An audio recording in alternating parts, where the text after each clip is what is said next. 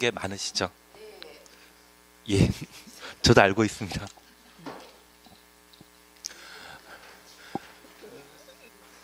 들으시면서 좀 이해가 되는 게 우선이시고요.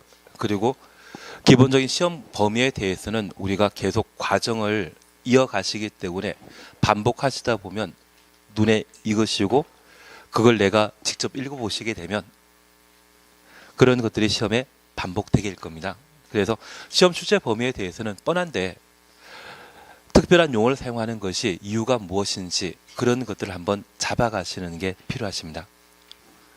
그리고 공부는 제가 하라는 대로 하시면 크게 걱정은 없으실 겁니다. 대신 안 하시더라고요. 알겠습니다. 예, 이번 시간은 개발행위 허가 제한에 대해서는 나중에 보시고 바로 208페이지에 기반시설 연동제를 함께 봐주셔야 됩니다. 208페이지 보시면 기반시설 연동제라고 나와 있습니다.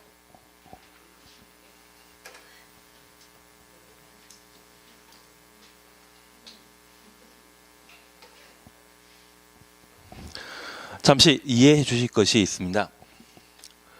국토계획법에서는 일정한 개발 행위에 대해서는 특별상 관시장 시장 군수에게 허가 받도록 되어 있는데 그 대표적인 것이 건축물 건축 시에는 개발 행위 허가받고 건축하도록 정해 놓게 됩니다.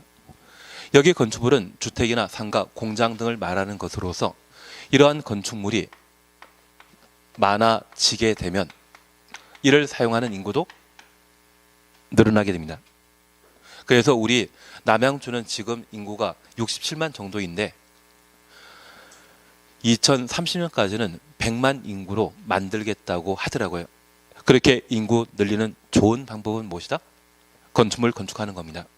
다만 재래 도시처럼 건물 먼저 만들고 나중에 도로나 상하수도, 도시가 설치하는 것이 아니라 미리 기반시설을 설치하고 건물을 건축하게 되면 다른 지역과 달리 쾌적한 도시 환경을 확보함으로써 충분히 많은 인구를 수용할 수 있습니다. 그래서 다산 신도시에 대한 개발 사업이 끝나고 나면 그 다음에는 양정 지구일 겁니다. 그리고 지하철 4호선이 연결되게 되면 별내 신도시나 진접지구 같은 경우는 이미 개발되어 있는데 이미 알고 계시듯이 풍양역이라는 게 새로 만들어진다는 것 제가 누누이 하는 이야기가 그밖에 없는 것 같은데요. 그 풍양역의 역세권 일대에 대한 개발 사업이 있지 않을까 싶고 한번 심심하면 풍양역 가보시면 아마 주변이 허허벌판일 겁니다. 저도 가본 적이 없습니다. 저도 가본 적이 없습니다. 그냥 하던 거 하도록 하겠습니다. 아마 다음 풍양역이라는 곳이 만들어지게 되면 풍양역 주변의 일대에 대해 지구 단위 계획구역 지정하고 다산 신도시 같은 개발 사업이 또 이루어지게 될 겁니다. 그리고 나중에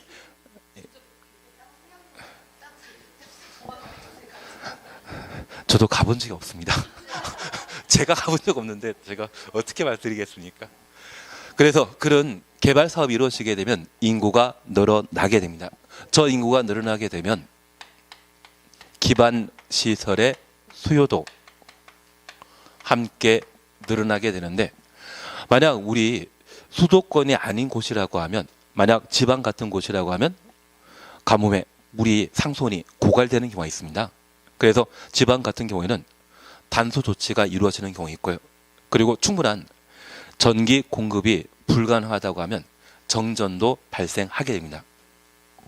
이렇게 인구가 늘어나게 되면 그러한 기반시설의 수요가 그만큼 늘어나게 될 텐데 그 기반 시설을 새로 설치할 수 있는 곳과 설치 못하는 곳이 있습니다. 우리 평내 호평지구의 경우에는 지구 단위 계획 사업에 따라 개발 사업이 이루어지고 대부분의 대지에 건물이 들어선 상태입니다.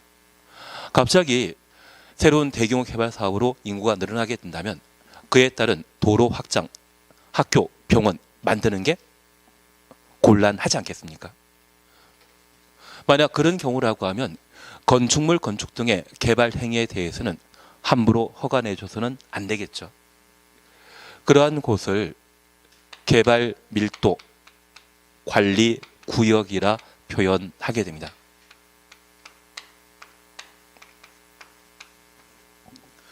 여기 개발 밀도 관리 구역은 밀도란 말을 우리가 조금 이해해 주셔야 됩니다.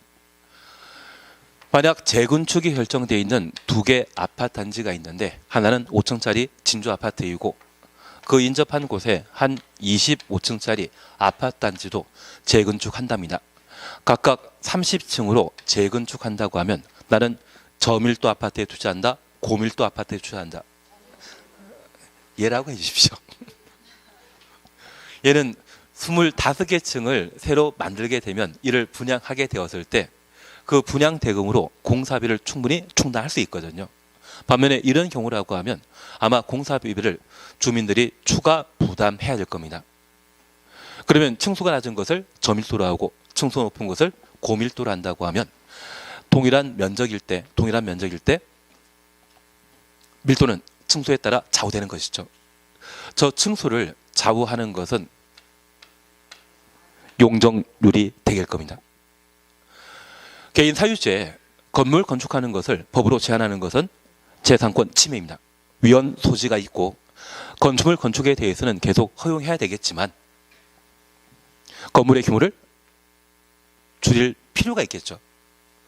새로운 기반설을 충분히 설치할 수 있다고 하면 상관없지만 새로운 기반설의 설치가 곤란한 곳이라면 기존에 10층짜리 건물 건축할 수 있는 곳이라면 10층 그대로 개발행위 허가 내주는 것이 아니라 좀 절반 정도 낮추어 건축할 수 있도록 유도하는 제도가 있다면 그걸 개발 밀도 관리 구역이라 표현하게 됩니다.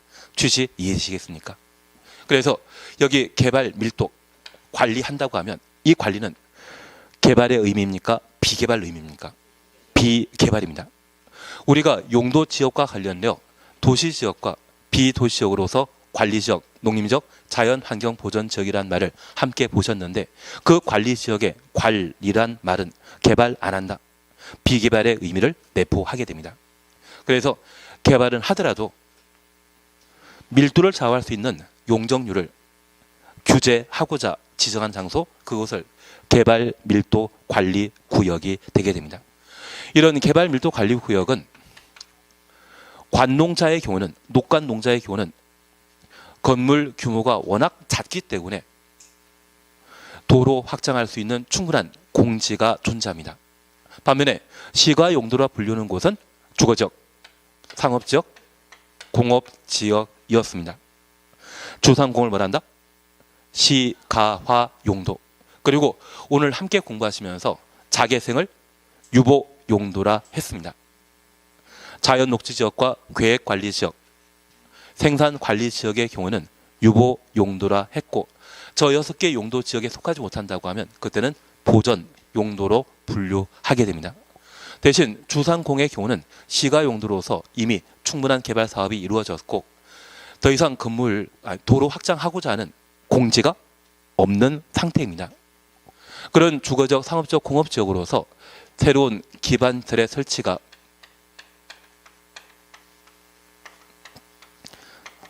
곤란한 지역이 있다면 그것을 뭐란다? 개발 밀도 관리 구역이라 표현하게 됩니다. 반면 새로운 기반설의 설치가 가능한 장소가 있다면 그것을 기반설 부담 구역이라 표현하게 됩니다. 여기 기반설 부담 구역은 충분한 기반설 설치할 수 있는 공간이 있는 곳을 기반설 부담 구역이라 표현하고 새로운 기반설의 설치가 가능한 장소를 기반설 부담 구역이 되게 됩니다. 각각 끝에는 구역이란 말을 함께 보셨는데 저 구역, 우리 개발 제한 구역이나 시가 조정 구역 등을 함께 보셨습니다. 개시 수도는 용도 구역으로서 도시군 관리 계획으로 결정 고시했었습니다. 지금 우리가 보고 있는 것은 도시군 관리 계획에 관한 내용입니까? 개발 행위 허가에 관한 내용입니까? 개발 행위 허가에 관한 내용입니다. 끝에 구역이란 말로 끝난다 할지라도 이 두 가지는 도시군 관리 계획 결정 대상 아닙니다. 이 둘을 결정하는 자는 개발행위 허가 파트에서 우리가 함께 공부하고 있기 때문에 누가 지정할 수 있다? 특광시군, 특별시장, 관시장, 시장 군수가 기반설 부담구역과 개발밀도관리구역을 지정할 수 있습니다. 우리 시험에 항상 자주 출제되는 것이 이 두 가지를 도시군 관리 계획으로 결정할 수 있는 틀린 정답으로 시험에 내고 있습니다. 기반설 부담구역과 개발밀도관리구역은 특별시장, 관시장, 시장 군수가 지정할 수 있는 것이지 도시군 관리계획 결정 대상 아닙니다. 그러면 여기 기반설 부담구역으로 지정 고시하게 되면 이 기반설 부담구역에는 어떤 기반 시설을 설치할 것인지 개발 계획을 수립할 필요가 있습니다. 그것을 기반설 설치 계획이라 표현하게 됩니다.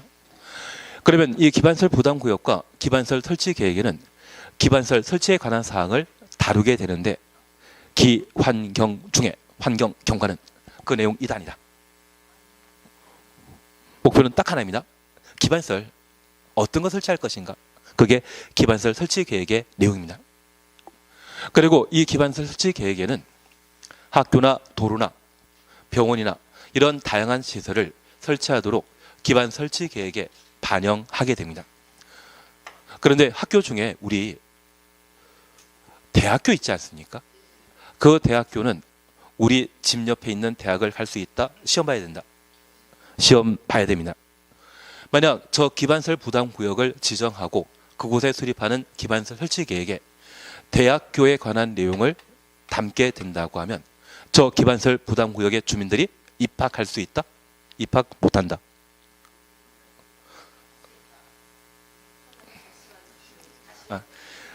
기반설 설치 계획에 대학교 설치를 반영하게 되면 그 대학은 기반설 부담구역 안에 주민이 입학할 수 있는 대학이다? 입학 못한다. 할 수 있다면 대한민국에 가장 집값 비싸야 되는 게 서울대 옆이어야 될 것 같은데요. 그리고 연대고는 고대 옆에 제일 나을 것 같은데. 예, 그래서 시험 봐서 들어간 학교는 기반설 설치 계획에 대상 기반설이 못 됩니다. 그래서 저 기반설 설치 계획에는 대학교는 포함되는 것 아닙니다. 이해하신 걸로 알고 있겠습니다. 예.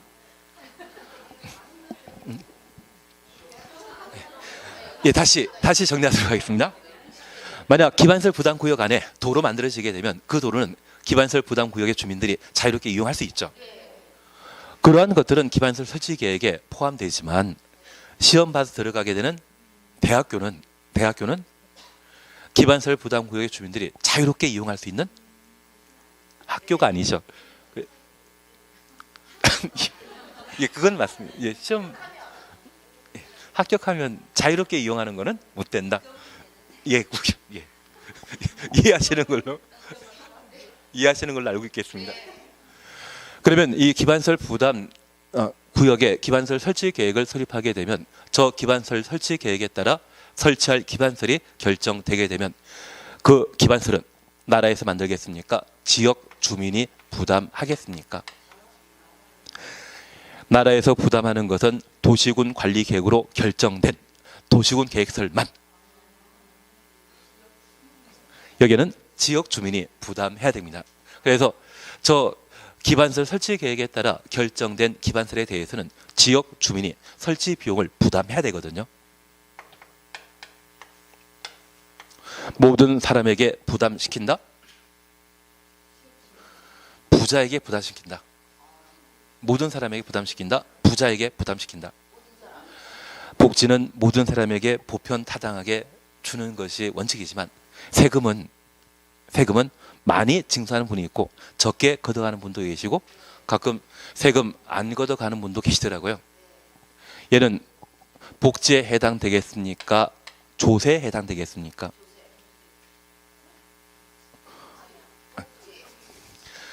세금입니다. 세금. 예, 조세에 해당됩니다. 그래서 저 기반설 부담구역 안에 모든 자에게 부담시키는 것이 아니라 연면적 200제곱미터 초과하는 건축물을 신축하거나 증축하는 자만 기반설 설치 비용의 부과 대상이 되게 됩니다. 만약 복지라고 하면 누구나 보편타당하게 받아야 되는 것이겠지만 돈 징수에 가는 것이거든요. 잘 사는 사람들에게는 세율 높게, 좀 힘드신 분에게는 세율 낮게 해줘야 되지 않겠습니까? 나는 세금을 한 번도 내지 않았기 때문에 잘 모른다. 그러면 어쩔 수 없습니다. 예, 그래서 여기까지 한번 정리하시는 게 일입니다. 다만 여기 연면적 200제곱미터 초과하는 건축물 신축 증축이라면 그 규모는 대충 60평이거든요. 그러면 60평짜리 주택에 사는 분들은 잘 사는 분이다, 힘들게 사는 분이다. 예, 그거는 결정됐습니다. 연면적 200제곱미터 대충 60평이거든요. 이분이 못 산다고 하면 저는 더 이상 할 말이 없습니다. 시골이 예.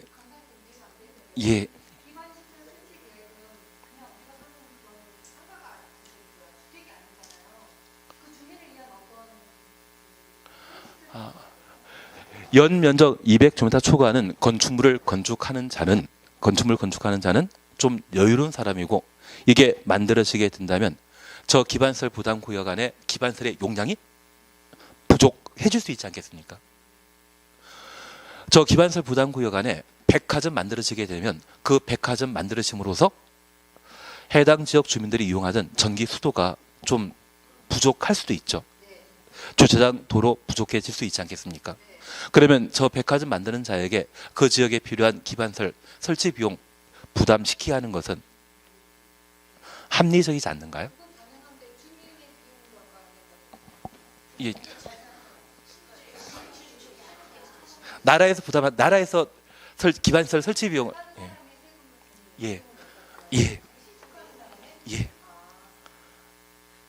이해되신 걸로 알고 있겠습니다. 만약 도시군 계획설, 도시군 관리 계획으로 결정한 시설이라고 하면 그때는 나라 예산으로 만들어야 되겠지만, 저 기반설 부담 구역에서는 나라에서 도로 만드는 게 아니고요, 그 지역에 거주하는 주민들에게 비용 부담시키는데, 모든 주민에게 비용 부담시키는 것이 아니라 잘 사는 사람, 연면적 200제곱미터 초과하는 건축물을 증축하는 자에게만 부과시킨다는 이야기입니다. 고개를 끄덕일 때 빨리 진도 나가도록 하겠습니다. 예, 일단 보시면 됩니다.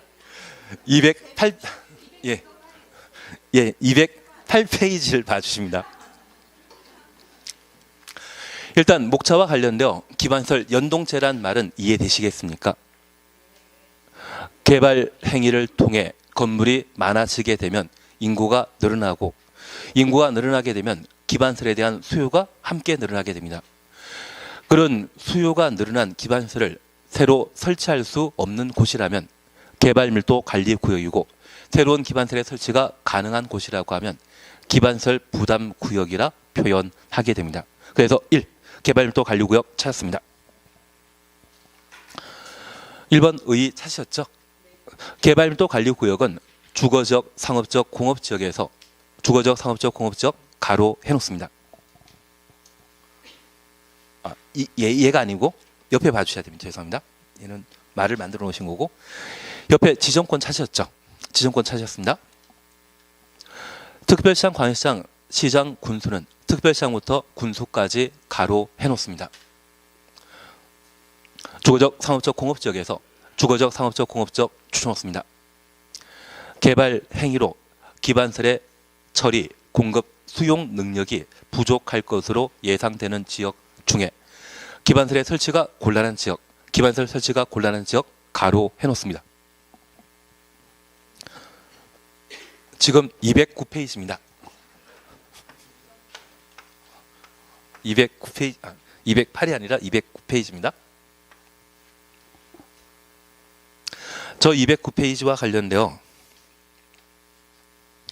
주거적, 상업적, 공업지역이라는 것 하나 확인하시고, 그리고 기반 설치가 곤란한 지역, 이곳이 개발밀도관리구역으로 지정할 수 있다. 그래서 우리 개발밀도관리구역과 관련되어 항상 공법은 대상과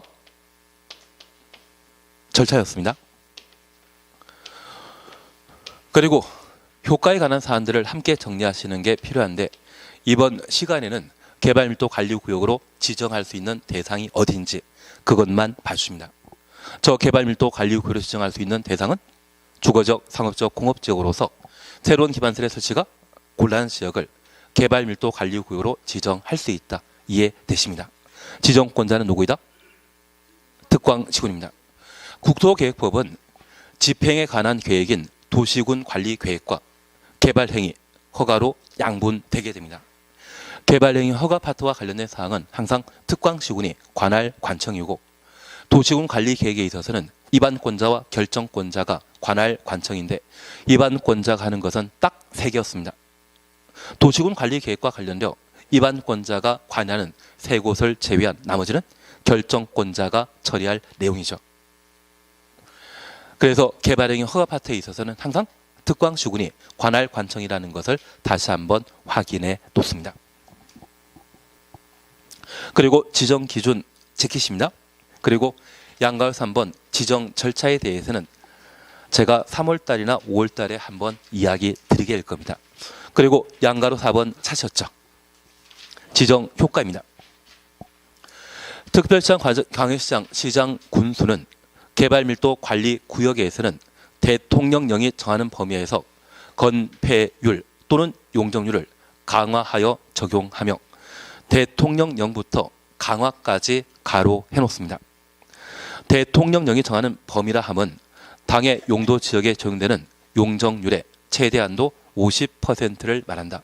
용도 지역부터 50%까지 가로해 놓습니다.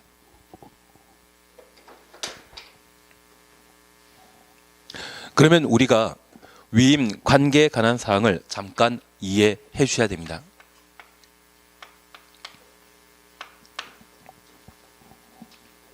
그리고 나중에 우리가 중개업 하시다 보면 건물주로부터 건물 임대 등에 대해 위임 받는 경우가 있으실 겁니다.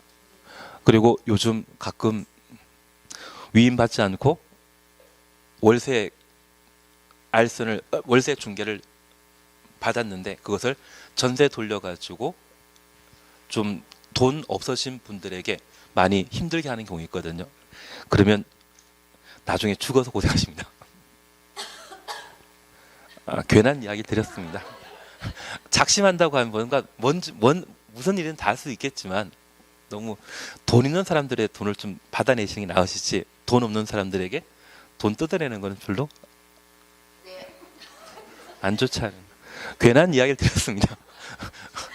그게 당연한 도리지 않겠습니까? 그러면 여기 위임과 관련된 우리가 잠깐 이해하실 것이 있습니다.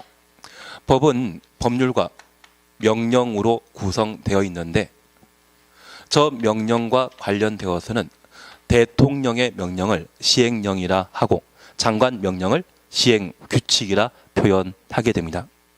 그러면 여기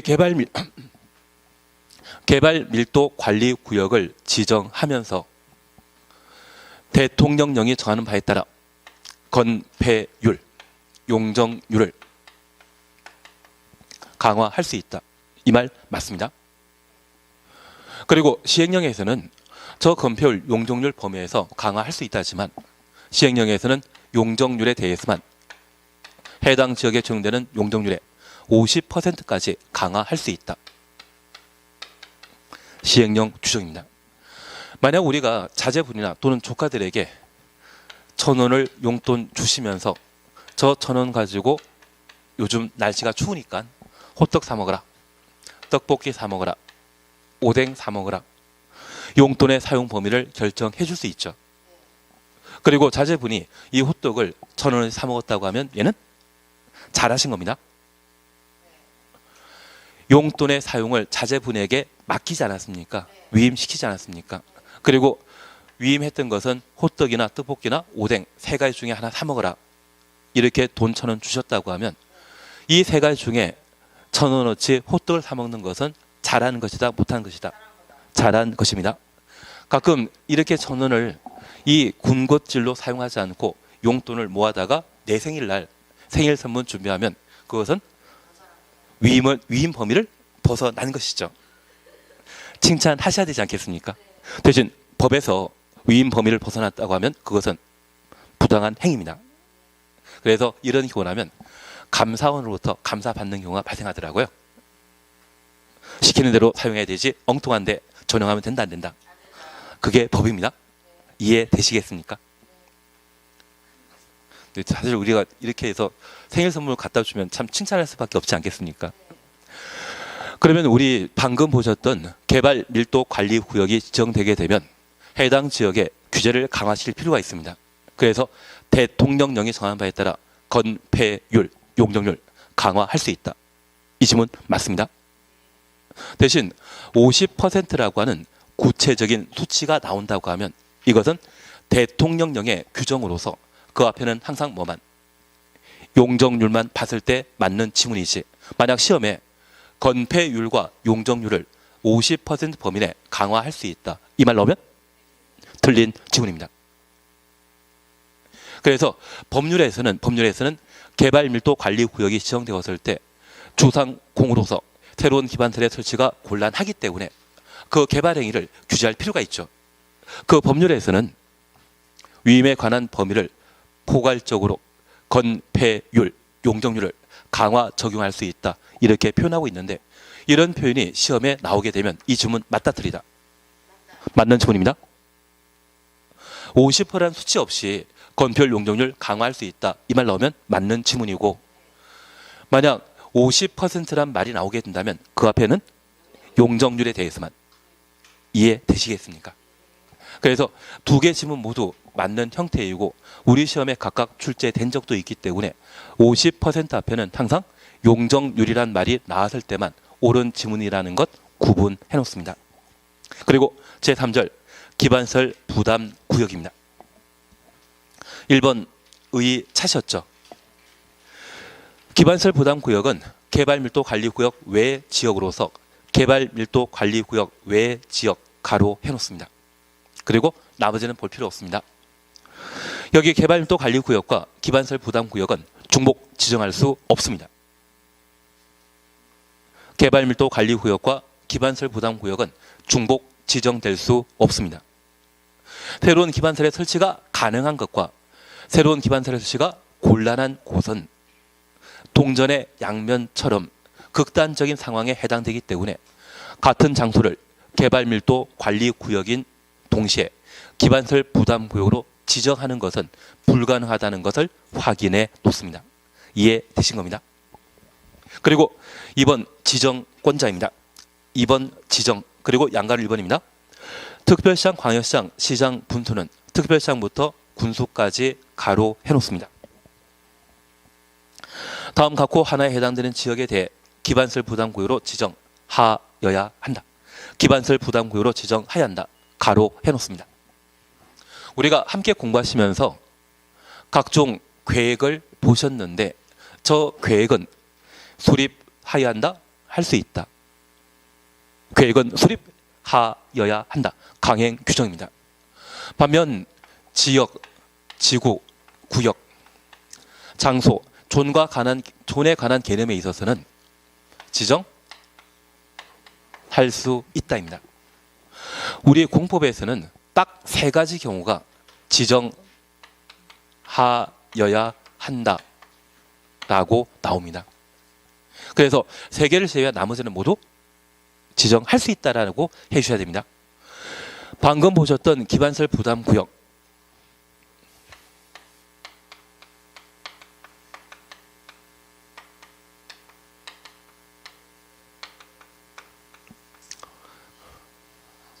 그래서 규제가 완화되거나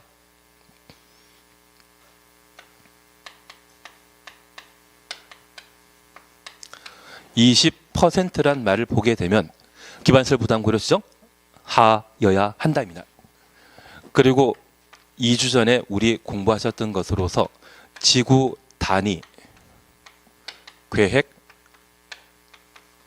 구역 기억나시겠습니까?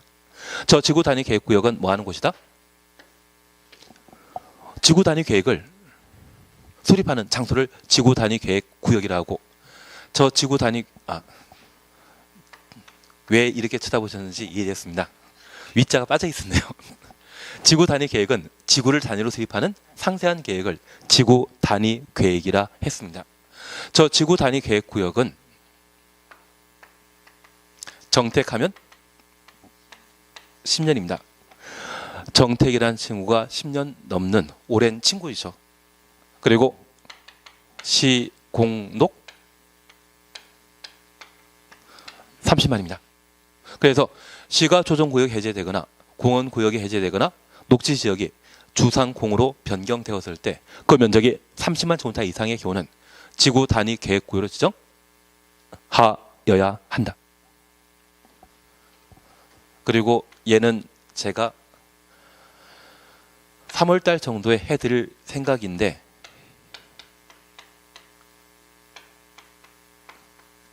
연안 침식지역이라면 자고 나면 땅이 점점 줄어드는 곳이죠.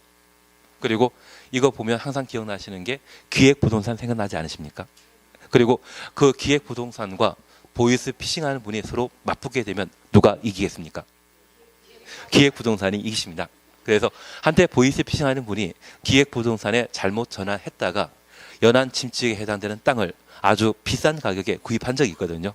그래서 보이스피싱하는 분보다 한 수위가 기획부동산입니다. 예. 그리고 이러한 곳이 있다면 용도 지구 중에 방제 지구가 있는데, 이 방제 지구에 대해서는 자시라 했습니다. 자연 방제 지구와 시가지 방제 지구 있는데, 나는 자연 방제 지구를 구입한다. 시가지 방제 지구로 지정된 땅을 구입한다. 시가지를. 그게 잠실 5단지입니다. 잠실 5단지에 한 2000년도 초반만 하더라도 비만 오면 물에 좀 잠기지 않았습니까? 그리고 수해 방지 시설을 만들다 보니 요즘은 집값이 많이 올라갔더라고요. 그래서 저 연안 침식 지역이라고 하면 보통 자연 방제 지구로 지정되게 되는데, 이러한 곳에는 방제 지구의 지정 병역을 도시군 관리 계획으로 결정하여야 합니다. 그래서 공법상 지역지구 구역과 관련되어 반드시 지정하는 것은 몇 번? 3번입니다. 저 3번을 제외한 나머지 항상 임의 규정입니다. 지정할 수 있다 놔야지 맞는 것이지, 하여야 한다, 강행 규정을 소설하게 되면 무조건 틀린 것으로 구분되신 겁니다. 계획 수립은 필수 사항입니다. 계획은 수립해야 한다, 수립할 수 있다, 수립해야 한다. 그게 원칙입니다. 그리고 지역, 지구, 구역 지정은 지정할 수 있다. 다만 딱 3번의 경우에는 지정하여야 한다. 강행 규정으로 해주셔야 됩니다. 그래서 기반시설 부담구역은 지정할 수 있다, 해야 한다, 하여야 한다. 가로 해놓으셨죠? 저 혼자만 계속 좋아하고 있는 중입니다. 그리고 단서를 잠깐 확인해 놓습니다. 개발 행위가 집중되어 개발 행위 집중 줄만 쳐놓습니다. 해당 지역의 계획적 관리를 위하여 필요하다 인정하면 다음 각호에 해당하지 아니한 경우에도 기반시설 부담구역으로 지정할 수 있다. 그래서 원칙적인 기반시설 부담구역의 지정은 필수 사항인데, 갑자기 개발이 집중되는 경우가 있습니다. 미리 예측하지 못하는 경우가 있거든요. 만약 그런 경우라면 지정할 수 있다. 그렇게 구분하십니다. 다만 이 단서에 대해서는 제가 3월 달에 다시 한번 설명드리게 될 겁니다. 그리고 바로 옆에 페이지 보십니다. 1번, 이 법 또는 다른 법령의 제정 개정으로 법령의 제정 개정 가로 해놓습니다. 행위 제한이 완화되거나 해제되는 지역 완화 동그래 놓습니다. 그러면 얘는 법이 바뀌었다는 이야기죠. 법이 바뀌었다는 이야기입니다. 그 법이 바뀜으로써 행위 제한은 건축 제한과 건폐율, 용적률 제한으로 각각 구분하는데, 그러한 행위 제한 등이 풀어지면 완화되거나 해제되었다고 하면 해당 지역에는 개발 행위가 집중될 수 있고, 그런 가능성이 있는 곳은 반드시 기반시설 부담구역 지정하여야 하여야 한다. 이해되시겠습니까? 그리고 2번입니다. 이 법 또는 다른 법령에 따라 지정된 용도 지역 등의 변경, 해제되어 행위 제한이 완화되는 지역. 그래서 용도 지역의 변경, 해제, 용도 지역부터 해제까지 가로 해놓습니다. 시가 조정구역이 해제되면 행위 제한이 강화된다, 완화된다? 예, 완화됩니다. 인천 국제공항 만들기 위한 영종도 일대 347만 평에 걸쳐 2002년도에 시가 조정구역을 지정했거든요. 그 시가 조정구역은 시가화 유보 기간으로서 15년을 결정한 적이 있습니다. 2002년도에 결정했기 때문에 2017년 12월 말에는 영종도에 지정되어 있는 시가 조정구역은 전부 해제되었습니다. 그런 곳이라면 바로 뭐가 된다? 기반시설 부담구역으로 지정하여야 한다. 이해되신 겁니다. 이해 안? 예. 그리고 그냥 재미로 한 번만 더 하도록 하겠습니다. 만약 자연 녹지 지역이라는 곳이 있는데요. 이 자연 녹지 지역이 주거 지역이나 상업 지역 등으로 용도 지역이 변경되게 되면 행위 제한이 강화된 것이다, 완화된 것이다. 완화되게 됩니다. 이러한 곳은 반드시 기반시설 부담구역으로 지정하여야 합니다. 그러면 우리가 알고 있는 다산 신도시는 5년 전까지만 하더라도 마늘 밭이었거든요. 마늘 밭이었다면 농림지역이었을 겁니다. 그 마늘 밭이 다산 신도시로 바뀌었다고 하면 용도지역 변경으로 행위 제한이 대폭 완화된 것이고, 그 다산 신도시의 경우에는 연면적 200제곱미터 초과하는 건물을 새로 신축하게 되면 뭐 내야 된다? 기반시설 설치 비용을 부담하도록 되어 있습니다. 그래서 우리 세종시라고 하는 동네 있지 않습니까? 그 세종시는 행복도시라 불리는데 예전에 연기군이었습니다. 그게 세종시로 바뀌었거든요. 그러면 용도지역 등의 변경으로 또는 법령 제정 개정으로 행위 제한이 대폭 완화되거나 해제되어 버린 겁니다. 그곳에 건물 만들게 되면 모두 돈 내야 되죠. 그래서 세종시에 거주하시는 분들은 참 부담스러워하는 게 임차인들이 임대보증금이나 임대료입니다. 건물 건축할 때 막대한 기반시설 설치 비용을 부담하다 보니 건물 분양 가격이 높아질 수밖에 없고요. 그걸 임대하게 된다면 건물 가격 반영해서 임대료고 임대료도 높게 책정되어 있습니다. 그래서 제가 알고 있길래 9개월 버티신 분이 별로 없으시더라고요. 그리고 나중에 한번 놀러 가시게 되면 서울보다 물가가 비싸다는 것을 피부로 체험하실 수 있을 겁니다. 예, 지금까지 이야기 드린 거는 기반시설 부담구역으로 지정되는 이유, 원인, 그것 이야기 드린 겁니다. 그래서 법령의 개정 변경으로 행위 제한이 완화되거나 해제된 곳, 용도 지역 지구 구역이 변경되거나 해제됨으로써 행위 제한이 완화되었을 때는 반드시 기반시설 부담구역 지정하여야 한다. 그리고 3번입니다. 3번에 1번 찾으셨죠? 해당 지역의 전년도 동그라미 놓습니다. 개발 행위 허가 건수가 전전년도 동그라미 해놓습니다. 개발 행위 허가 건수보다 20% 이상 증가한 지역. 그러면 지금 우리 학원이 호평동에 있거든요. 이 호평동에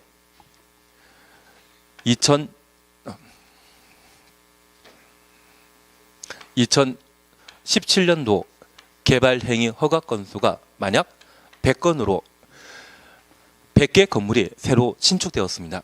그리고 2018년도에는 개발행위 허가 건수가 딱 120건 있었다고 하면 전전년도와 비교했을 때 전년도는 20% 늘어난 것이죠.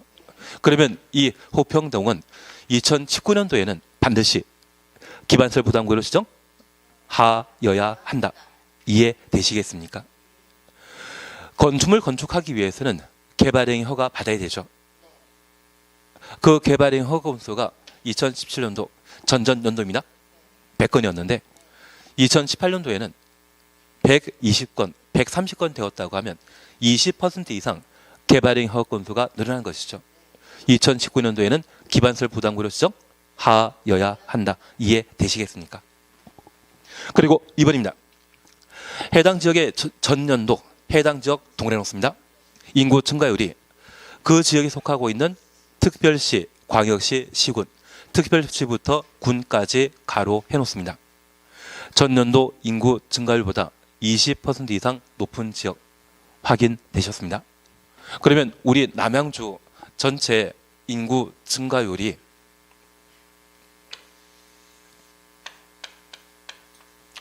2017년도에 5% 늘어났는데 여기 호평동의 인구 증가율이 만약 25% 늘어났다고 하면 그 차이는 20% 이상 되는 것이거든요. 그럴 때는 이 호평동에 대해서는 기반설 부담구를 지정 하여야 한다. 이해되시겠습니까?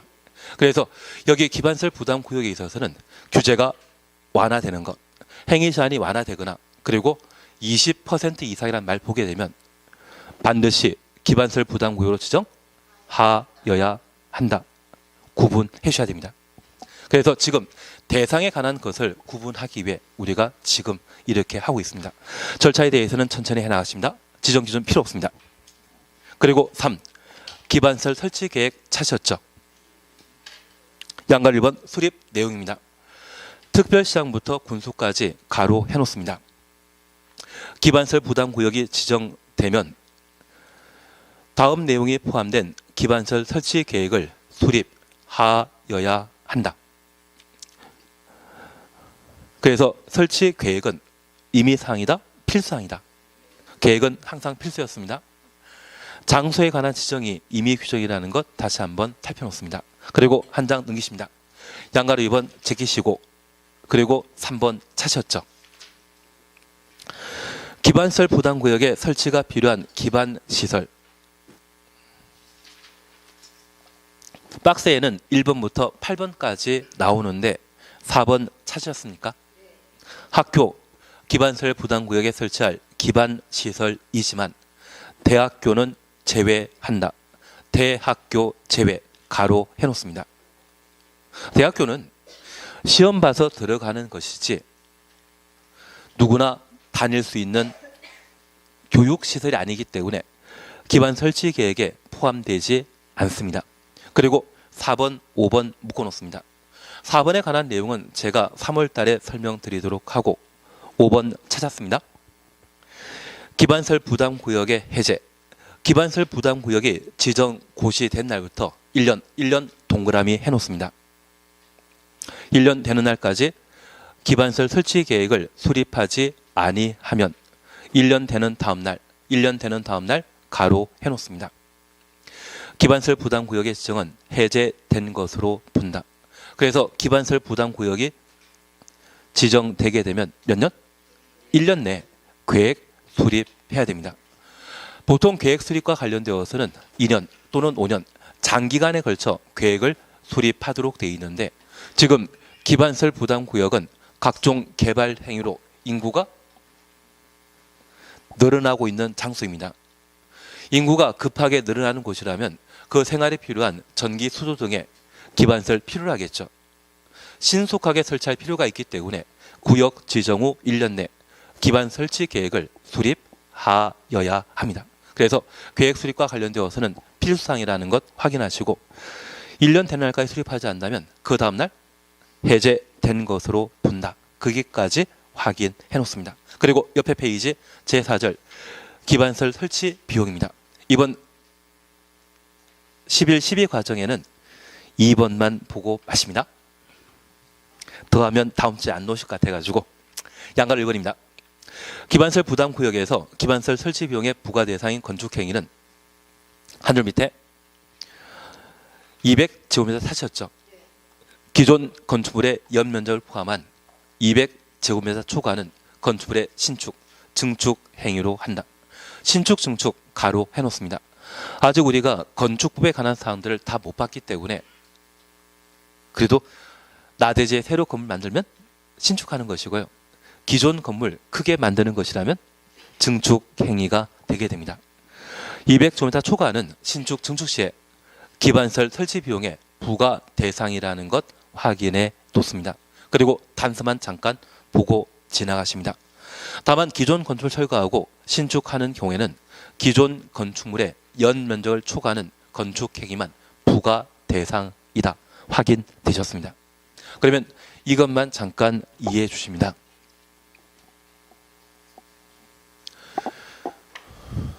도를 따라 여러 필지의 대지가 형성되어 있는데 이 대지에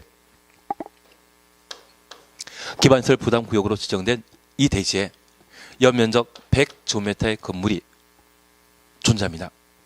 만약 연면적 100제곱미터를 증축하게 되면 기반시설 설치 비용의 부과 대상 아닙니다. 200제곱미터 초과는 신축, 증축 행위에 대해서만 기반시설 설치 비용을 부과하는 것이지 딱 200 만들었다고 하면 설치 비용의 부과 대상 못 됩니다. 그리고 연면적 200제곱미터의 건물을 또 한 번 증축해서 50제곱미터를 증축하게 되었다면 증축한 50제곱미터에 대해서만 기반시설 설치 비용을 부담하게 됩니다. 이해되시겠습니까? 그리고 두 번째입니다. 그러면 연면적 250제곱미터의 건물이 있는데 얘를 전부 철거하고 260을 만들었습니다. 만약 이 경우라고 하면 60을 설치 비용으로 부담한다? 10만 부담한다. 10만 부담하게 됩니다. 왜냐하면 200에서 250 증축할 때 50제곱미터에 대한 설치 비용을 부담한 적이 있기 때문에 이 경우에는 초과되는 10제곱미터에 대해서만 설치 비용을 부담하게 되는 겁니다. 이해되시겠습니까? 그래서 우리 단서에 관한 사항을 살펴보시면 기존 건축물을 철거하고 신축하는 경우에는 기존 건축물의 건축 연면적을 초과하는 건축 행위만 부과 대상으로 한다. 이해되시겠습니까? 예, 그것 봐주시는 게 여기에 핵심이 되게 됩니다. 그리고 나머지 부분에 대해서는 지금 지나가십니다. 그래서 기반시설 부담구역과 개발밀도 관리구역 이러한 부분들을 각각 해주시는 게 일이었고, 그리고 쉴 때가 되셨습니다. 그리고 쉬었다가 앞서 개발행위 허가 제한이란 말 있거든요. 그것을 잠깐 보도록 하겠습니다. 쉬었다 하십니다.